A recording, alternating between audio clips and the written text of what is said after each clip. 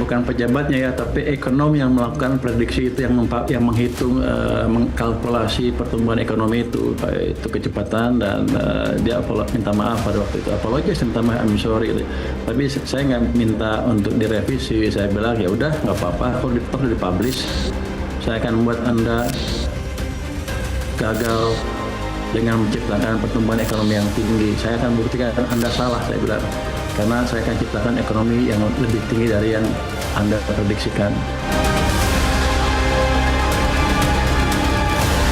Saya yakin kalau kita menjaga permintaan dalam negeri dengan baik, ekonomi kita bisa akan tumbuh dengan lebih baik lagi. Karena sekarang walaupun banyak ketidakpastian global, tapi yang globalnya nggak resesi, masih tumbuh walaupun lebih pelan ya.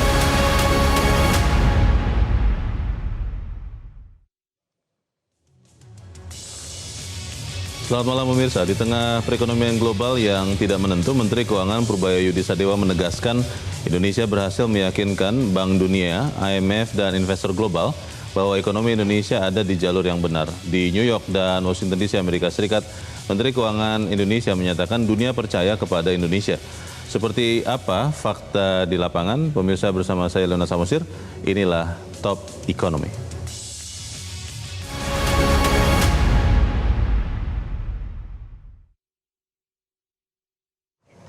Dalam berbagai pernyataan resmi dan wawancara, pemirsa, Menteri Keuangan Purbaya Yudi Sadewa mengungkapkan tim ekonom Bank Dunia meminta maaf kepada Indonesia terkait proyeksi pertumbuhan ekonomi Indonesia tahun 2026 di bawah 5%. Dalam wawancara di Metro TV, Menteri Keuangan Purbaya Yudi Sadewa mengungkapkan dalam pertemuannya dengan Bank Dunia pekan lalu di Washington DC, Amerika Serikat, Bank Dunia meminta maaf kepada Indonesia terkait proyeksi pertumbuhan ekonomi Indonesia tahun 2026 di level 4,7%. Menteri Keuangan mengatakan proyeksi tersebut meleset. Ekonom, maksudnya Bank Dunia, minta maaf, apologies, minta maaf, I am sorry. Menteri Keuangan mengungkapkan permintaan maaf itu disampaikan tim ekonom Bank Dunia yang juga dihadiri pimpinan Bank Dunia. Menurut Menteri Keuangan, proyeksi tim ekonom Bank Dunia terlalu cepat, belum memasukkan faktor perkembangan terkini perekonomian Indonesia. Menteri Keuangan juga menegaskan Indonesia tidak meminta Bank Dunia untuk merevisi proyeksi pertumbuhan ekonomi Indonesia lebih tinggi, namun Bank Dunia memberikan respons positif atas upaya Indonesia meningkatkan pertumbuhan ekonominya. Bukan hanya Bank Dunia, Dana Moneter Internasional (IMF) juga memberikan apresiasi terhadap ekonomi Indonesia. Menurut Menteri Keuangan Purbaya Yudi Sadewa, dalam pertemuannya dengan IMF di Washington DC, Amerika Serikat, IMF memuji perekonomian Indonesia. Menteri Keuangan mengatakan IMF memuji Indonesia sebagai salah satu bright spot dalam perekonomian global karena fundamental ekonominya yang kuat. Diplomasi ekonomi Indonesia di markas Bank Dunia dan IMF pun berdampak pada kepercayaan lembaga keuangan global itu kepada Indonesia. Menteri Keuangan mengatakan IMF dan Bank Dunia, mereka percaya bahwa kita bergerak ke arah yang betul dan memang seperti itu datanya. Saya pikir sentimen ke Indonesia yang negatif akan segera hilang. Bukan hanya dengan Bank Dunia dan IMF, Menteri Keuangan juga menegaskan diplomasi ekonomi Indonesia di New York dan Washington DC, Amerika Serikat juga berhasil menambah kepercayaan investor global ke Indonesia. Dalam pertemuan dengan jajaran investor keuangan terbesar dunia, Menteri Keuangan mengatakan dalam pertemuan dengan para investor, mereka sudah bukan sepertinya mereka amat antusias terhadap prospek ekonomi Indonesia. Kepercayaan investor global pun terbukti dengan pengakuan peringkat utang dan pasar modal Indonesia di mata dunia. Menteri Keuangan Purbaya Yudi Sadewa mengungkapkan kabar positif dari pertemuannya dengan lembaga pemeringkat internasional maksud kami Standard & Poor's (S&P) di Washington DC, Amerika Serikat. Dalam pertemuan itu, S&P Global Ratings mengonfirmasi peringkat kredit Indonesia tetap berada di level BBB dengan outlook yang tetap stabil. Menurut Menteri Keuangan, keputusan S&P Global Ratings ini menjadi sinyal kuat bahwa ketahanan ekonomi Indonesia tetap terjaga di tengah dinamika ekonomi global yang masih dibayangi perlambatan pertumbuhan. Dari pasar modal juga muncul kabar positif. FTSE Russell pada bulan April ini resmi mempertahankan Indonesia dalam klasifikasi Secondary Emerging Market dan menegaskan bahwa Indonesia tidak masuk dalam watchlist penurunan peringkat. Keputusan FTSE Russell ini semakin memperkuat kredibilitas reformasi pasar modal Indonesia di tengah tekanan sentimen global. Diplomasi ekonomi Indonesia ke pusat keuangan global di New York dan Washington DC berhasil meyakinkan lembaga keuangan dunia dan investor di dunia untuk percaya bahwa ekonomi Indonesia ada di jalur yang benar.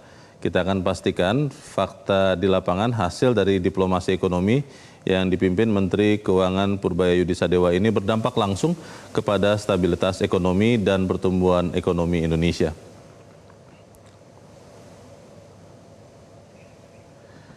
Dan pemirsa, tetaplah bersama kami, Top Ekonomi, investor global percaya Indonesia akan segera kembali, tetaplah bersama kami.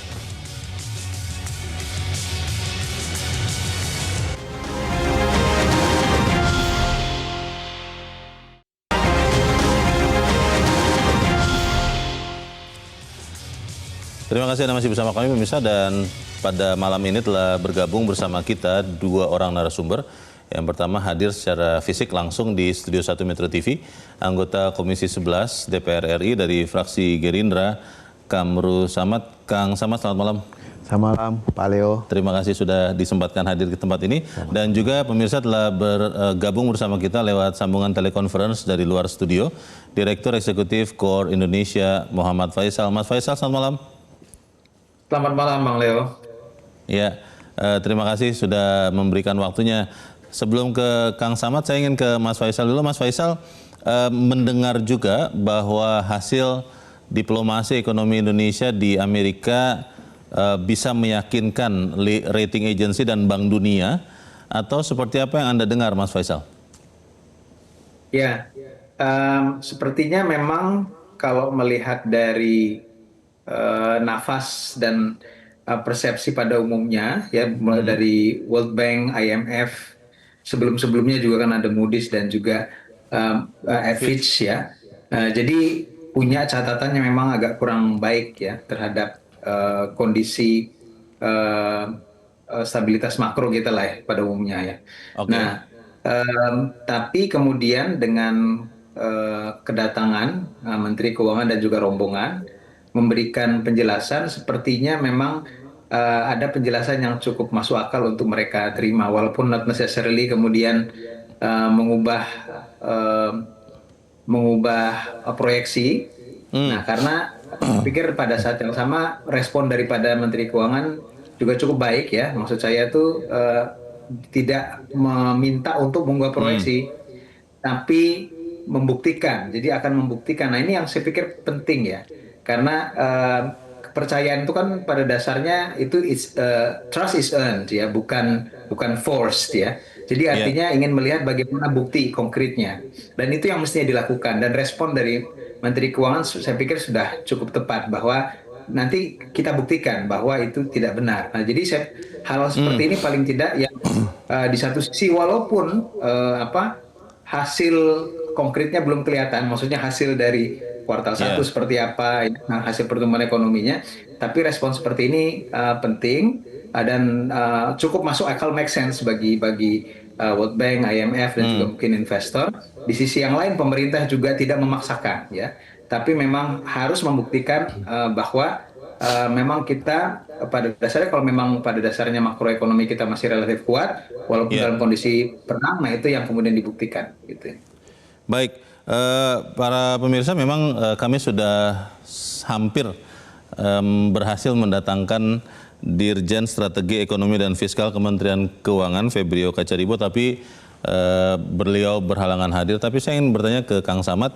Kang Samad, kalau apa yang terjadi di Amerika, itu kan Menteri Keuangan mengatakan berhasil memberikan penjelasan kepada lembaga pemeringkat di sana, ada Standard & Poor's, kemudian juga kepada Bank Dunia, kepada IMF, tentang langkah-langkah pengelolaan kondisi fiskal, terutama anggaran dari negara.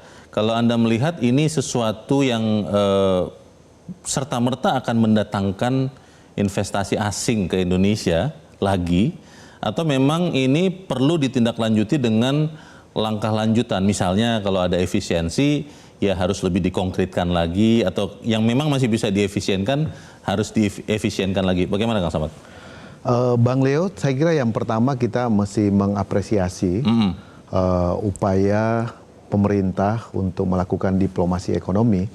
Dan memang seingat kami ada forum tahunan yang melibatkan lembaga-lembaga keuangan internasional yang selalu dilaksanakan di Amerika Serikat dan Spring meeting nih ya? Iya, biasanya dihadiri oleh otoritas fiskal, moneter dan juga mikroprudensial, sehingga dari situlah juga dimanfaatkan untuk memperkuat lagi kerjasama dengan berbagai macam lembaga-lembaga keuangan maupun lembaga yang selama ini memberikan peringkat atau menjadi rujukan oleh para investor untuk menempatkan investasinya di kawasan, di sebuah negara, dan itu sangat penting.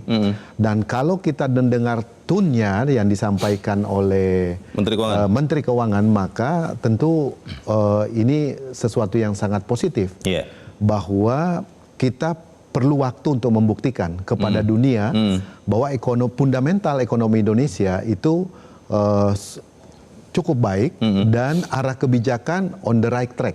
Nah, apa saja yang on the right track, apa saja fundamental yang membuat kita kuat di tengah goncangan yang begitu banyak, ini semuanya perlu waktu untuk membuktikan karena kita baru memasuki di kuartal kedua di tahun ini. Dan kita cukup optimis karena kalau melihat data investasi di 2025 itu ada peningkatan di 12,7% year on year-nya dibanding 2024. Investasi 2024, Bang Leo. Ini secara total ya? Iya, secara total. PMA-nya lebih kurang 900 triliun dari 1.900 atau sekitar 46, sekian persen. Hampir separuh. Itu artinya kepercayaan investor global untuk Indonesia mengalami peningkatan. Dan itu memang didominasi oleh 5 negara yang sumbernya misalnya Singapura, Hong Kong, China, kemudian Malaysia juga masuk di top 5, Bang Leo, dan juga Jepang.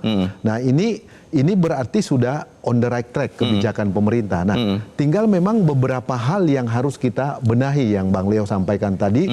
Misalnya ICOR kita yang masih tinggi. Itu adalah efisiensi modal ya untuk pembangunan ya? Iya, beberapa faktor indikator tentu pertama yang harus kita terus lakukan adalah birokrasi kita yang dinilai masih rumit. Ini sudah mulai dilakukan Menteri Keuangan juga, ini bottlenecking ya? Bottlenecking dan membentuk Satgas P2SP namanya kalau tidak salah, dan mereka melakukan terus sidang-sidang penyelesaian masalah. Kang Samad?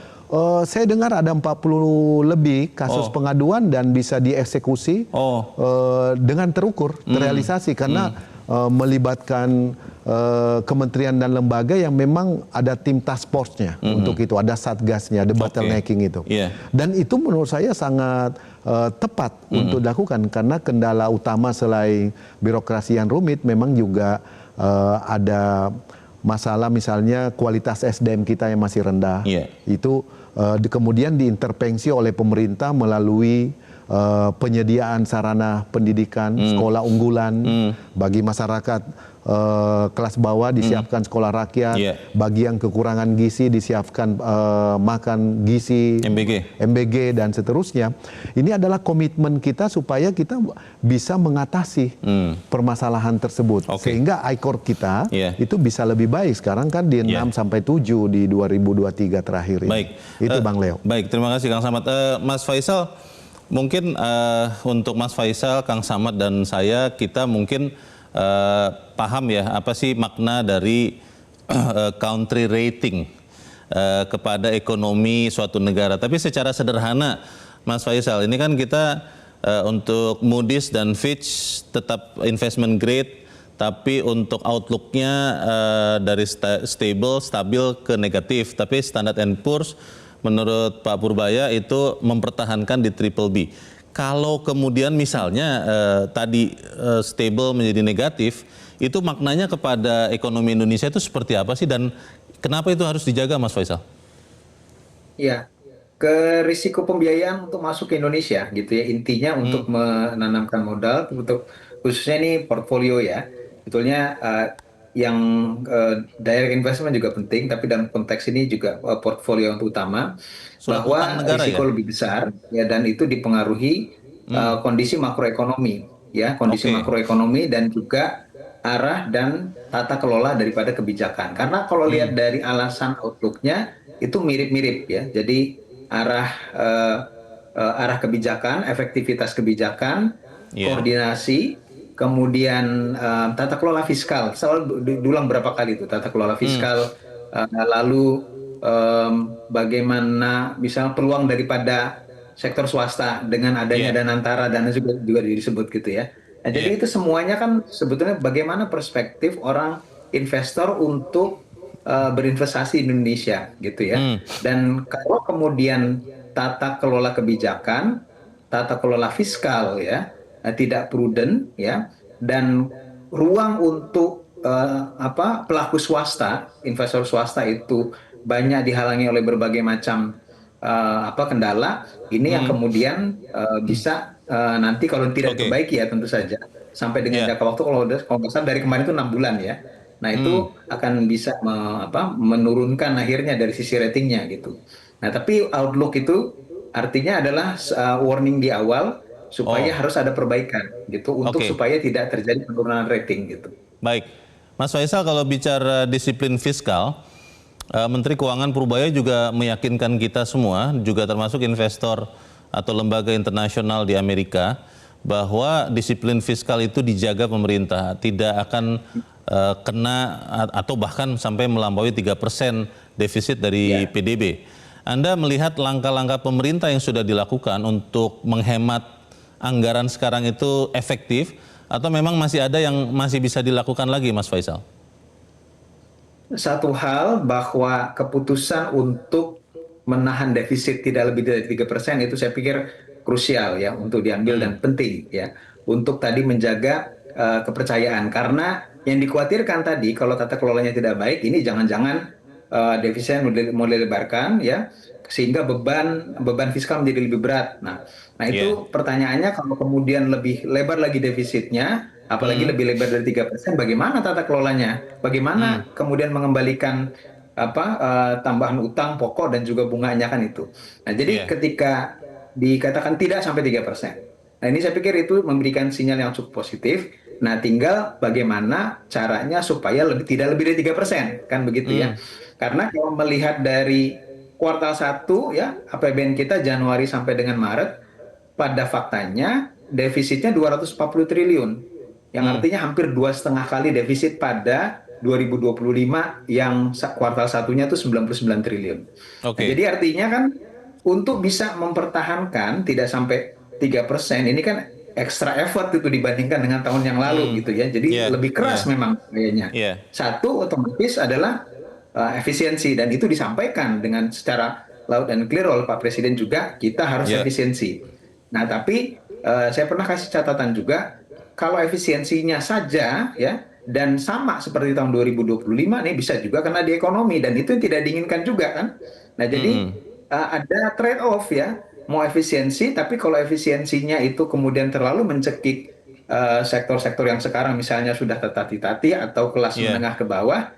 Nah, ini dampak ekonominya, pertumbuhan ekonomi yang ingin lebih tinggi malah tidak tercapai jadinya gitu. Nah, jadi artinya tata kelola untuk menjaga efisiensi seperti apa. Opsi lain yang saya katakan juga ya berarti mestinya pos-pos anggaran yang besar-besar yang tidak terlalu urgent masih bisa ditunda, tidak harus tahun ini. Nah, ini bisa direlakan sebagian, dievaluasi, kemudian dipakai untuk yang tanggap darurat gitu. Itu mengurangi beban sebetulnya ya fiskal, ditambah lagi mungkin ada pos-pos penerimaan ya yang masih bisa diupayakan ya, walaupun mungkin ruangnya sempit juga dalam kondisi seperti sekarang, tapi mungkin masih ada beberapa hal sektor yang dapat windfall misalkan dari komoditis itu masih mungkin saya.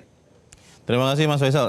Kang Samad, kalau melihat efisiensi ya, ini kan secara sederhana kalau anggaran ada pendapatan ada belanja, itu kan bisa dilakukan dengan meningkatkan pendapatan dan atau menekan belanja. Efisiensi itu sudah dilakukan begitu rupa oleh pemerintah. DPR Komisi 11, Anda di Komisi 11, melihatnya apakah memang kemudian untuk dari pendapatan, kan ini saat ini sedang ditinjau ulang soal penerimaan pajak. Ini disebut-sebut katanya karena restitusi pajak terlalu besar di beberapa sektor yang tadinya itu harusnya tidak begitu. Lalu di sisi belanja, efisiensi itu juga sudah dilakukan Bahkan kalau kita lihat beberapa jenis BBM non subsidi kan sudah juga kemarin naik begitu ya. Anda melihat ini sesuatu yang sehat atau bagaimana, Kang Samad? Ya, ini semuanya mengatasi tantangan-tantangan yang muncul, Bang Leo. Iya. Jadi memang penerimaan negara harus terus dilakukan evaluasi. Apalagi 1 tahun terakhir ini menggunakan sistem Cortex. Yang baru ya? Yang baru. Sistem pelaporan Tentu, pajak. ini satu fase di mana wajib pajak itu memiliki kesempatan untuk memenuhi kewajibannya, tapi di sisi lain negara juga akan jauh lebih transparan untuk melihat database daripada wajib pajak itu sendiri. Karena di Cortex itu lebih lengkap dibandingkan sistem sebelum Cortex ya? Karena lebih terintegrasi. Iya. Jadi sistemnya jauh lebih baik. Lalu kemudian ada masalah-masalah teknis, betul. Akan terus kita di Komisi 11 akan terus mengawal supaya perbaikan dan tidak menghambat penerimaan negara. Kemudian dari sisi belanja memang saya kira pemerintah di dalam undang-undang APBN, Bang Leo, APBN yang ditetapkan, APBN 2026 ini yang ditetapkan pada bulan September 2025, memang ada satu pasal yang sudah disetujui pemerintah dan DPR pada waktu itu untuk memberi kewenangan kepada pemerintah melakukan penyesuaian jika diperlukan. Jadi penyesuaian meliputi bisa relokasi, bisa pengurangan, bisa penyesuaian sesuai dengan kebutuhan dan tantangan yang Itu maksudnya ada. bisa dilakukan pemerintah, tidak harus konsultasi dulu dengan DPR? Dengan mengkonsultasikan alat kelengkapan dewan yang terkait. Jadi misalnya dengan badan anggaran dan seterusnya. Jadi atau dengan komisi masing-masing, dengan mitra kementerian dan lembaga masing-masing.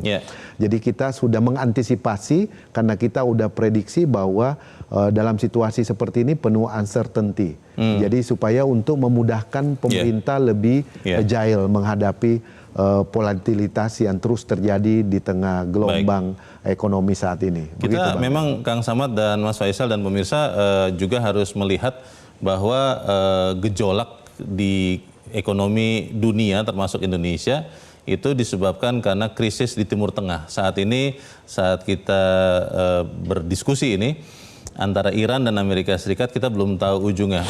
Bagaimana kalau kemudian krisis itu memberikan tekanan tambahan bagi BBM atau energi di Indonesia? Tetap bersama kami, Top Ekonomi segera kembali.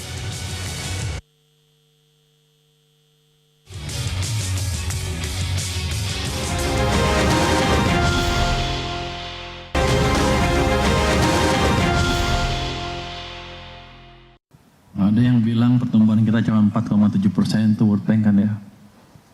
Begitu ketemu sana, dia minta maaf loh. Itu entah apa ada wartawan ya. Dia minta maaf ambilin forecastnya karena belum dipublish sebelum diskusi dengan bos semuanya di sana. Jadi saya bilang ke mereka, kenapa Indonesia lebih bagus dibanding negara-negara lain relatif? Karena kita sudah melakukan reformasi sebelum pergolakan di global itu terjadi.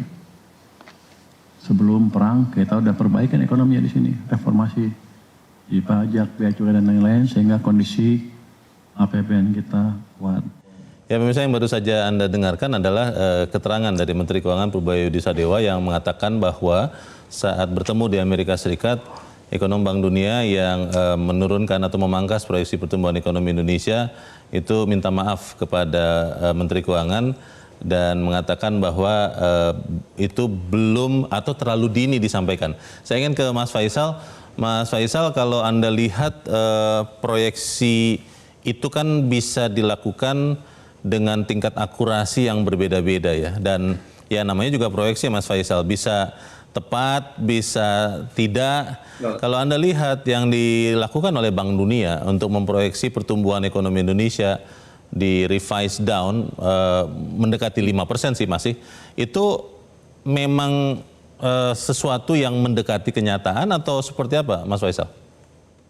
Gini, kalau kami bandingkan dengan proyeksi kami ya untuk tahun 2026 ya, sebetulnya sebelum perang konflik kita tuh kasih range 4,9 sampai 5,1%. Jadi Oke. artinya kalau bandingkan tahun 2025 sama atau bahkan sedikit lebih rendah 4,9 sampai 5,1.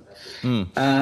Kalau dengan kondisi perang sebetulnya ada kemungkinan kalau apalagi kalau perangnya berkepanjangan realisasi daripada pertumbuhan ekonominya lebih rendah daripada 4,9 tuh terbuka kemungkinan. Nah, cuma memang kalau sampai 4,7% itu dari hitung-hitungan saya sendiri itu memang agak terlalu cepat ya menurut saya gitu. Apalagi sebetulnya juga kalau realisasi apakah nanti jauh di bawah 5% atau malah masih di atas 5% juga bergantung pada satu kondisi penyebab masalah yaitu konflik, yang kedua respon kebijakan gitu. Respon kebijakannya tepat atau tidak. Nah, jadi artinya ruang itu sebetulnya uncertainty-nya masih cukup lebar gitu. Kalau diberikan hanya satu angka spesifik ya 4,7 ya memang menurut saya sih mereduksi uncertainty yang sebetulnya masih relatif lebar gitu. Tapi bukan berarti tidak mungkin maksud saya ya gitu. Ya. Itu berarti sebenarnya warning yang malah mungkin kalau kita lebih berhati-hati bisa membuat pemerintah lebih berhati-hati lagi begitu Mas Faisal? Betul sekali ya. Oke.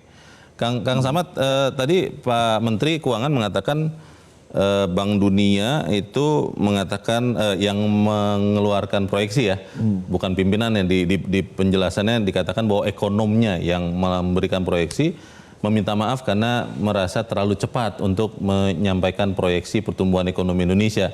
Anda melihat ini bagaimana, Kang Samad? Menurut saya ini komunikasi yang mungkin harus diperbaiki ke depan antara pemerintah Indonesia dengan lembaga-lembaga keuangan dunia. IMF, Bank Dunia. Iya, karena mungkin kemarin setelah pergantian Menteri Keuangan ini harusnya lebih cepat, lebih awal untuk konsolidasi komunikasinya. Menyambung lagi komunikasi. Iya, menyambung lagi untuk meneruskan kerjasama yang selama ini sudah terjalin. Itu satu poin. Yang kedua, kita tetap harus melihat itu sebagai sebuah warning. Perubahan proyeksi pertumbuhan ekonomi Indonesia oleh Bank Dunia kita anggap sebagai satu warning kepada kita supaya kita lebih siap mengantisipasi kemungkinan yang akan terjadi tahun ini. Nah, sehingga arah kebijakan ekonomi kita termasuk tadi fiskal kita betul-betul harus dioptimalkan supaya spending better yang menjadi komitmen kita bersama antara pemerintah dan DPR betul-betul bisa terwujud sehingga produktivitas sebagai prioritas ekonomi kita bisa kita tingkatkan. Kemudian yang tidak kalah penting lagi Bang Leo itu koordinasi antar kementerian dan lembaga di lingkungan pemerintah harus terus ditingkatkan supaya memiliki kesamaan persepsi terhadap arah kebijakan kita. Misalnya fokusnya kita ke sektor ketahanan pangan, sektor ketahanan energi, kemudian menarik investasi melalui Danantara, melalui lembaga pengelola investasi LPI atau INA Bang Leo kan, dan seterusnya. Nah, kerjasama ini, koordinasi ini harus terus ditingkatkan ke depan supaya kita bisa meyakinkan kepada investor global bahwa birokrasi Indonesia itu jauh lebih efektif sekarang ini. Nah, sehingga mereka lebih aware untuk menanamkan modalnya di dalam negeri. Ini yang utama Bang Leo. Jadi memang kalau setiap tahun kan biasanya IMF World Bank itu 2 kali setahun tuh Kang Samad, ada spring meeting, ada winter meeting ya, yang saya beberapa kali pernah ikut hadir. Itu artinya juga disempatkan lah ya untuk hadir, harus berkomunikasi di sana. Harus, karena jangan sampai permintaan maaf ini bukan pada substansinya, tapi pada cara komunikasinya. Mestinya misalnya sebelum di-announce ke publik, dia menyampaikan dulu secara ofisial misalnya ke pemerintah Indonesia misalnya gitu. Nah itu yang tidak dilakukan, langsung di-announce ke publik. Nah ini jadi kita harus melihat hal-hal baik yang sifatnya teknikal maupun yang sifatnya substansi. Itu sebaiknya dilakukan seperti itu ya. Mas Faisal, kalau kita lihat proyeksi Bank Dunia itu berbanding terbalik dengan Bank Pembangunan Asia. Kalau saya kutip datanya, Asian Development Bank malah meyakini dari sebelumnya memproyeksi ekonomi Indonesia tumbuh 5,1% tahun ini, direvisi sedikit menjadi 5,2%. Salah satunya adalah karena melihat konsumsi dan investasi tahun ini di Indonesia akan naik. Anda setuju dengan itu atau juga masih ragu dengan itu, Mas Faisal? Satu hal, perbedaan proyeksi antar lembaga itu sangat umum terjadi di tahun-tahun sebelumnya juga begitu. Yang membedakan sekarang memang agak sedikit lebih lebar ya. Jadi satunya 4,7, satunya 5,2 gitu. Biasanya memang ya IMF, World Bank, IMF lah lebih konservatif. IDB, OECD biasanya agak sedikit lebih optimis biasanya ya. Biasanya. Kalau melihat tadi alasan kenapa IDB bisa kasih 5,2% ya. Kalau melihat catatan sampai dengan kuartal 1 ya memang konsumsi rumah tangga memang bagus menurut saya ya. Jadi kalau lihat dari beberapa leading indicators dari kuartal ketiga 4 tahun 2025 jadi udah mulai itu ya. Dan cukup konsisten sampai dengan paling tidak sampai perang lah ya. Gitu. Nah, kalau begitu udah masuk Maret, begitu perang memang ada sedikit penurunan tuh.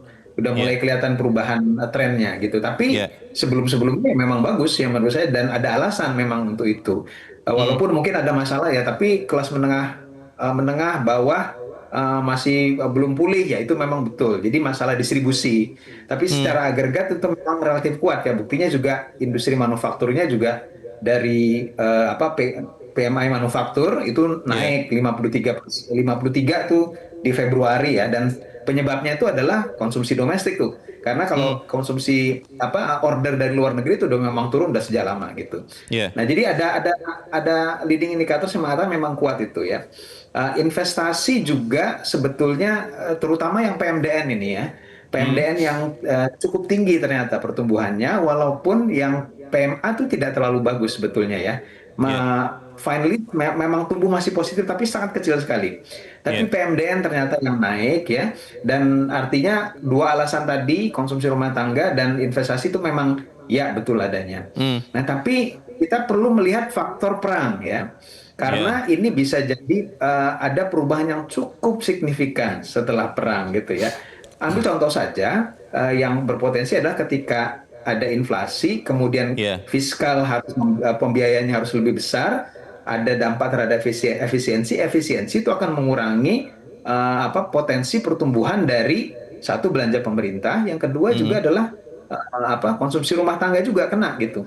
Nah jadi faktor itu tetap akan harus dipertimbangkan ya. Jadi concern kita tidak berhenti di kuartal 1 tentu saja ya, tapi bagaimana dengan kuartal-kuartal berikutnya. Dan Mas Faisal, itu sangat bergantung pada respons kebijakan.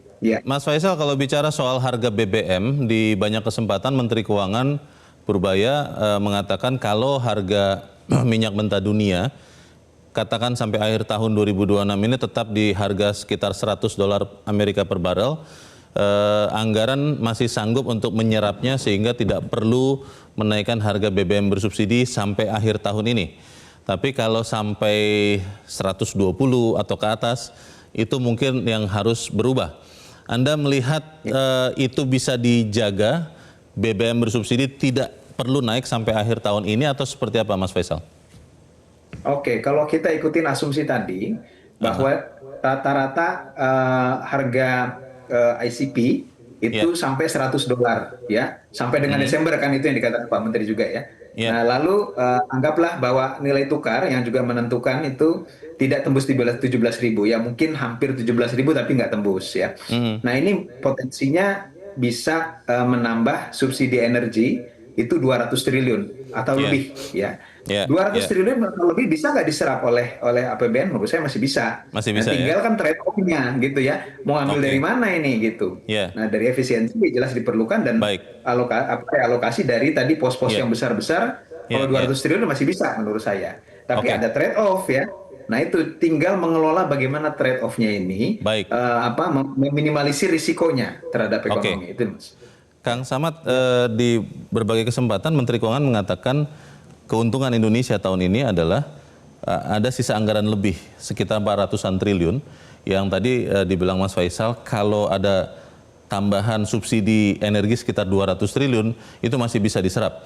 Anda melihat ini masih cukup aman untuk budget tahun ini atau memang Komisi 11 melihat pemerintah juga harus membuka opsi untuk melakukan perubahan mungkin di APBN perubahan namanya begitulah dengan signifikan?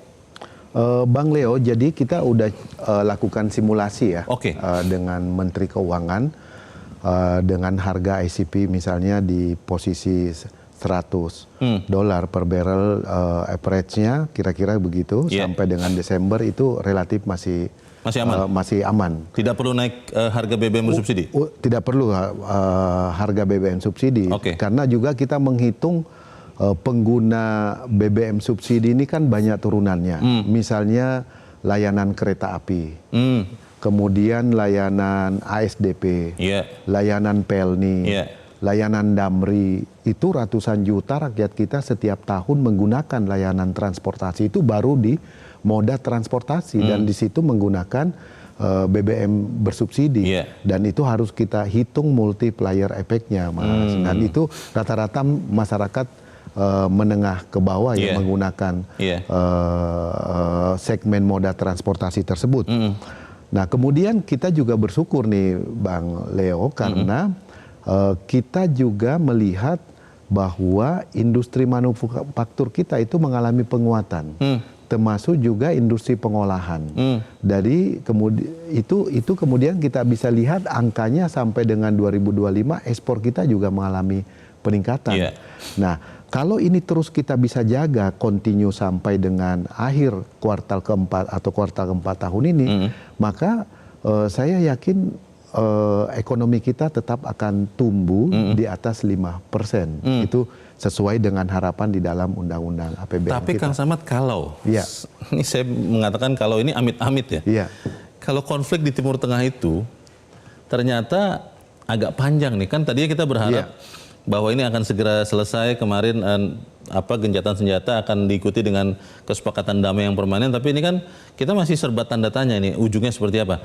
Kalau misalnya konfliknya itu panjang, kan bisa jadi harga minyak mentah jangan-jangan nggak hanya 100 nih, bisa naik lebih tinggi lagi. Bagaimana Kang? Bang Leo, kalau kita lihat 2 bulan lebih konflik ini terjadi. Ya sudah 2 bulan kurang lebih. Iya, itu kan naik turun. Harga minyak mentah. Iya, itu kalau turun itu juga pengaruh positif terhadap beban fiskal kita. Nah itu jadi konflik bisa saja berkepanjangan, tetapi situasinya kan bisa terjadi perundingan, bisa terjadi gencatan senjata, lalu kemudian deadlock, tidak ada hasil atau titik temu untuk jangka panjang. Tetapi juga kita bisa lihat bahwa situasinya tidak semata-mata linear terus mengalami peningkatan misalnya, tetapi ini up and down. Nah sehingga dan semua pihak bekerja untuk bisa mengkanalisasi persoalan ini supaya tidak melebar di kemana-mana misalnya atau hanya untuk 1 atau 2 negara, tidak melebar atau melibatkan banyak kawasan lainnya. Kemudian Bang Leo, yang harus kita cermati memang adalah penggunaan APBN kita, fiskal kita. Ini yang kita harus terus kawal. Kenapa demikian? Karena inilah kekuatan hari ini yang bisa menjadi stimulan ekonomi kita. Dan investasi dalam negeri melalui kebijakannya Menteri Keuangan misalnya menempatkan dana di perbankan beberapa waktu yang lalu, itu dalam rangka untuk mendorong supaya investasi dalam negeri bisa menjadi faktor pendorong bagi ekonomi kita. Nah, kedepannya walaupun itu di-exercise terus, dilakukan evaluasi, belum efektif ditarik lagi, kemudian dicari formula yang lebih tepat lagi, supaya dunia usaha kita bisa tumbuh, sehingga dunia usaha tidak karena dunia usaha sangat menentukan berapa besar penciptaan lapangan kerja baru, berapa besar target pertumbuhan ekonomi kita, kemudian berapa besar dampak terhadap kekuatan fundamental ekonomi kita. Ini dunia usaha sangat penting. Kang Samad dan Mas Faisal dan pemirsa, satu yang juga tadi sudah disebut oleh Mas Faisal yang sangat berpengaruh adalah faktor nilai tukar rupiah terhadap dolar. Bagaimana ini bisa kita maintain? Tetap bersama kami, Top Ekonomi segera kembali.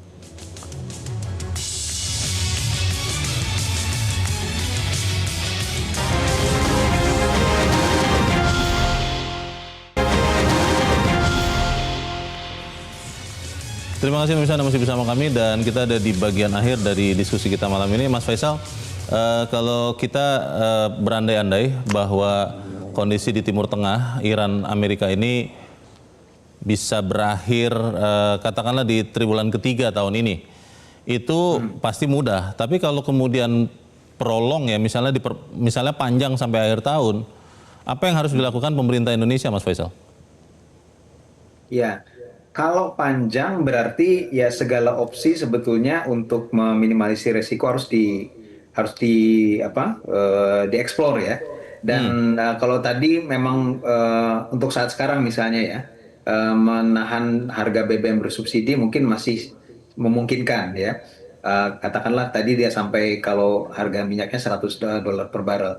Nah tapi kalau betul-betul worst scenario sampai lebih di atas $100 per barrel ya kita harus buka opsi satu persatu ya yang lebih realistis tentu saja gitu. Walaupun tadi prediksi saya sepakat ya bahwa untuk di atas $100 per barrel rata-rata selama 1 tahun itu kayaknya kemungkinannya masih agak kecil menurut saya. Sekarang tuh memang bergerak naik rata-ratanya tapi belum sampai $90 per barrel ya, masih di bawah itu gitu. Nah tapi makin panjang perang ya tentu saja akan terus naik gitu.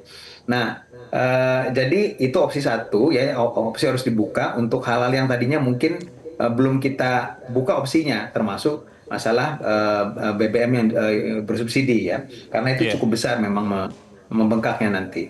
Nah tapi kita juga melihat bagaimana trade off-nya ke efek yang lain, karena ke ekonomi kalangan bawah itu juga menjadi penting. Jangan lupa juga masalah stabilitas sosial politik ya, yang kaitannya seringkali juga dengan BBM, harga BBM naik, inflasi ke harga pangan, nah itu juga harus menjadi pertimbangan karena itu bisa menambah parah. Jadi memang pilihannya tidak banyak, tapi ya kalau makin panjang perangnya memang perlu lebih opsi-opsi yang lebih realistis ya secara kebijakan. Terakhir singkat saja Mas Faisal, apa yang harus dilakukan pemerintah untuk tetap menjaga kepercayaan investor global? Ini kan langkah bagus dari Amerika, tapi kan harus dipertahankan dan ditingkatkan. Singkat saja apa Mas? Beberapa catatan ya, tata kelola fiskal ya itu harus dibuktikan bahwa itu harus menjadi prioritas pemerintah. Bagaimana menjalankan program-program prioritas pemerintah juga, MBG, Koperasi Desa Merah Putih yang masih menjadi sorotan pada saat sekarang itu juga harus diperbaiki. Masalah koordinasi kebijakan, termasuk tadi sempat ditanyakan masalah menjaga stabilitas nilai tukar rupiah. Sebagian itu adalah peran pemerintah, otoritas fiskal, tapi tentu saja otoritas moneter itu menjadi penting, sehingga menjaga independensi daripada otoritas moneter itu juga harus dijaga tuh. Jadi sempat kan ada keraguan ya. Nah ini harus dipulihkan. Itu menurut saya di antara yang penting. Terima kasih Mas Faisal. Kang Samad, apa yang DPR akan sampaikan ke pemerintah supaya kemudian kepercayaan investor global kepada Indonesia ini tetap terjaga atau malah meningkat? Bang Leo, sebetulnya Indonesia ini udah punya modal yang sangat baik. Ada 25 kawasan ekonomi khusus. KEK? KEK. Jadi mulai dari Tanjung Lesung, Mandalika, Palu, kemudian Galang, Lok Sumawe, dan seterusnya. Kalau ini terus dipromosikan ke publik bahwa di dalamnya ada tax allowance, ada tax holiday, daya tarik ya, insentif ya, ada pembebasan bea masuk, kemudian ada layanan perizinan satu pintu, satu atap gitu. Saya yakin cukup optimis karena kalau kita melihat angkanya Bang Leo, akumulatif investasi yang masuk di 25 kawasan ini itu sudah mencapai 336 triliun. Khusus untuk 2025 itu 82,6 triliun. Investasi dan itu didominasi industri manufaktur. Nah, bagaimana pemerintah terus meyakinkan investor global tentang ketersediaan sarana dan kebijakan ini sehingga mereka tertarik untuk masuk di Indonesia dan itu sangat potensial untuk membuka lapangan kerja baru sekaligus mendorong ekonomi sekaligus pertumbuhan ekonomi kita, apalagi daya saing ekonomi kita bisa lebih baik ke depannya Bang Leo. Kalau soal nilai tukar rupiah bagaimana Kang Samad? Ini Bank Indonesia kan terus-terusan di pasar, tapi ini kan juga tekanan dari Timur Tengah ini, bagaimana Kang? Iya, Bang Leo, memang nilai tukar rupiah ini kita terus mengingatkan otoritas moneter dalam operasi moneter mereka untuk terus memitigasi resiko yang penuh ketidakpastian. Ada faktor domestik tetapi didominasi oleh faktor global. Nah, dampaknya terhadap bahan baku impor bagi industri dalam negeri. Ini yang terus kita ingatkan kepada otoritas moneter untuk memitigasi segala kemungkinan yang terjadi dan supaya tetap nilai tukar rupiah itu berada dalam range yang diamanatkan oleh Undang-Undang APBN. Begitu Bang Leo. Kita harap kerjasama itu akan terus terjaga dan kita harap juga apa yang disampaikan oleh kita dalam diskusi ini, Kang Samad dan Mas Faisal bisa juga membantu bagi menjaga kepercayaan investor global. Kang Samad terima kasih sudah hadir di tempat ini dan juga Mas Faisal terima kasih sudah hadir di tempat ini.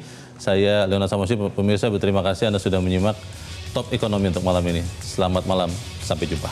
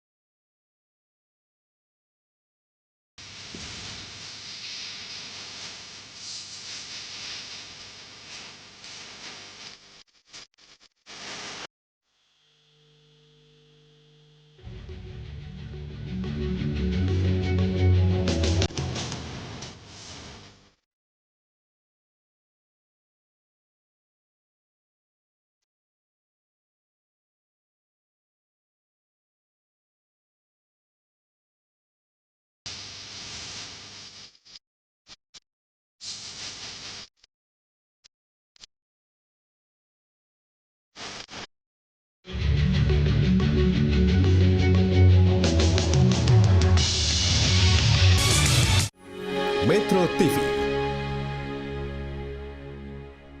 Jelajahi cara baru mendapatkan informasi. Download Metro TV Extend sekarang.